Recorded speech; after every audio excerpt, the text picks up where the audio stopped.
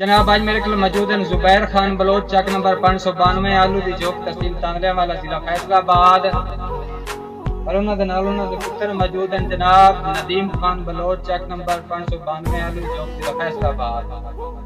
तो भाई नजर चंद मिनट की हाजिरी, अगर वीडियो अच्छी लगे तो मेरे यूट्यूब चैनल अरशाद ऑफिशियल में जरूर सब्सक्राइब करना, मेहरबानी, बहुत शुक्रिया।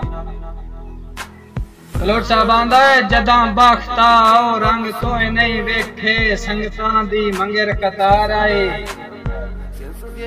बलोच साहब जदा बख्ता ओ रंग तोए नहीं वेखे, संगतां दी मंगेर कतार आई। अब मैं कदी ना या तुणकी सांगियां दी, भावे हाथ च डोर मुहार आई। पर बलोच साहब आया जदन जवाल तार लगदा, अगे लुटन दे कान तैयार आई। इस हाल च ठीक आऊं दौलत दा, लथा मंगरू कबर ते बाहर आए। इस हाल च ठीक आऊं दौलत दा, लथा मंगरू कबर ते बाहर आई। पर बलोच साहब दुख समर समर दिया गल पाए गए, असी जब रंग रूप बटा गए। बलोच साहब इतनी उम्र काई नहीं वेख ला है।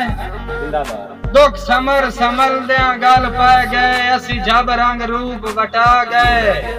कुछ ओदरा वाल सफेद जा कीते, कुछ रोसे कमर निभा गए। और बलोच साहब हो टाइम तू बहुत ज़ईफ गया से, बस चेहरे ही रंग बदला गए। गुण बन के अवल जवानी नू अफसोस नींदरे खा गए। मेहरबानी जनाब, बहुत शुक्रिया, थैंक यू।